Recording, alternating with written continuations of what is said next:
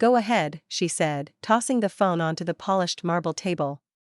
Call whoever you want.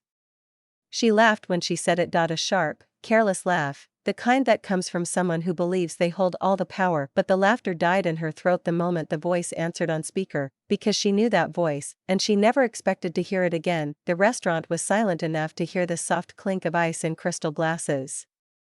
It was one of those places where waiters moved like shadows and conversations were whispered instead of spoken. Amelia Carter liked places like this. Places where money didn't just buy food, it bought respect. Across from her sat Daniel Reyes, still in his worn blazer and scuffed shoes. He didn't belong here. Not by appearance. Not by wealth. Not by status, but he belonged there more than she knew. Amelia leaned back in her chair, crossing her arms. You're making a mistake, Daniel. You don't sue people like me. I'm not suing you, Daniel said calmly. I'm asking for what's mine. She rolled her eyes. You signed the contract. I signed it under pressure. You signed it. 3 years earlier, Daniel had been her business partner. Not an assistant. Not an employee. A partner. They had started small, just two dreamers in a cramped co-working space, building a tech platform for small local businesses. Daniel built the software. Amelia handled investors and marketing. Together, they turned an idea into a multi-million-dollar company. But success changes people. Or maybe it reveals who they've always been. When a major investor offered Amelia a deal that required a single CEO, no shared leadership, she chose herself. She told Daniel it was temporary. It wasn't. Within weeks, his shares were diluted through technicalities buried in contracts. Contracts he hadn't read carefully because he trusted her. He walked away with almost nothing. She walked away with everything. Or so she thought. Call whoever you want, Amelia repeated now, tapping her manicured nails against the table. My lawyers are the best in the state. You won't win. Daniel's eyes didn't waver. I don't need your lawyers. She smirked. Oh? And who do you have? A charity? He picked up his phone. I wouldn't, she said lightly. This will just embarrass you.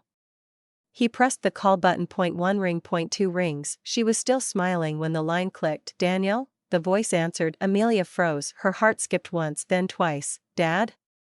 Silence swallowed the table. Daniel looked at her, not with anger, but with something much heavier. Restraint. The man on the other end cleared his throat. Amelia? Why are you on this call?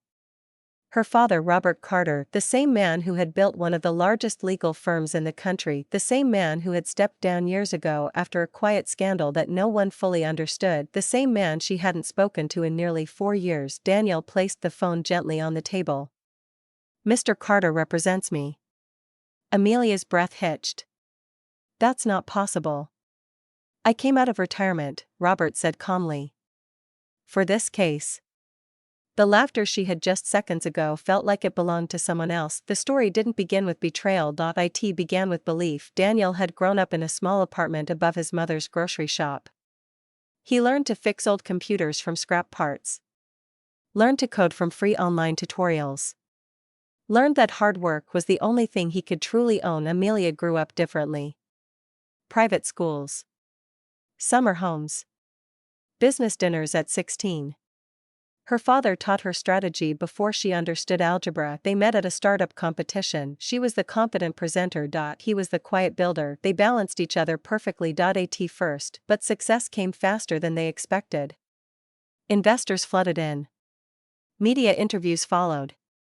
Headlines praised Amelia's leadership. Daniel preferred staying behind the screen, building the engine that powered everything. Then came the offer that changed everything. The investor didn't want shared leadership. They wanted a face.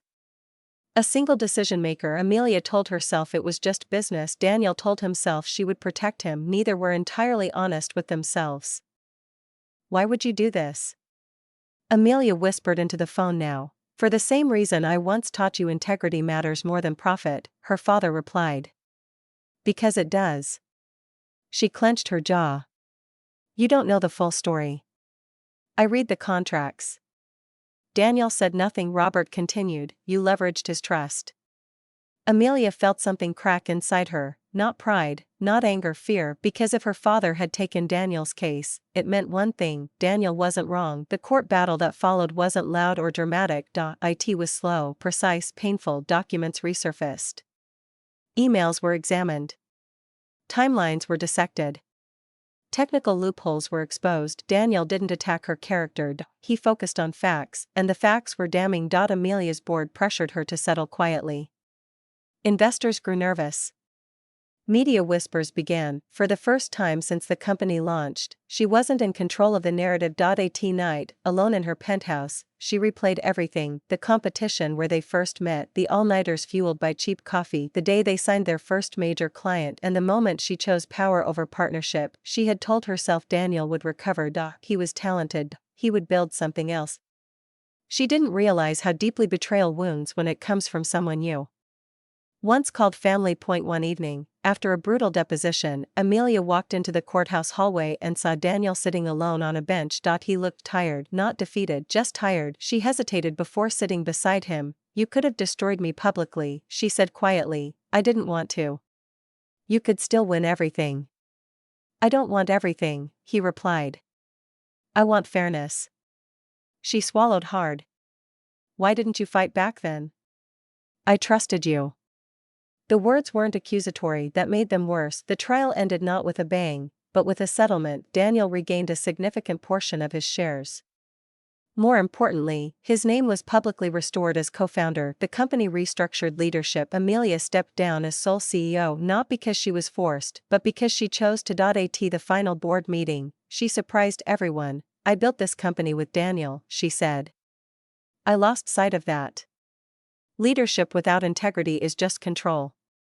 And control is fragile." It was the first time in years she spoke without calculation. After the legal battle, Amelia did something unexpected. She called her father. Not about the case, about life. They met for coffee. No lawyers. No contracts, just father and daughter. "You were always brilliant," Robert told her. "But brilliance without humility isolates you." She nodded. "I thought winning meant standing alone." "And now?" "Now I think winning means not having to push others down to stand tall."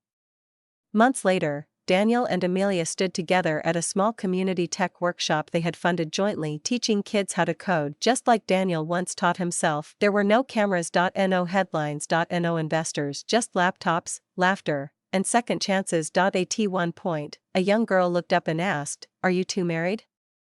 They both laughed. "No," Amelia said. "We're partners," Daniel added, and this time, the word meant something deeper than contracts. Years later, people would remember the lawsuit as a corporate drama, but those who knew the full story understood something else. It wasn't about money. It was about trust, about the cost of ambition without empathy, about how power feels permanent until it isn't, and about how sometimes the bravest thing you can do is answer a call you never expected to come. That night in the restaurant, when Amelia laughed and said, "Call whoever you want," she believed she was untouchable. She didn't know the voice on the other end would remind her who she used to be. She didn't know that losing control would give her back her conscience. She didn't know that the man she betrayed would give her the chance to become better. But growth rarely arrives gently. Sometimes it comes through a phone call, sometimes it comes through accountability.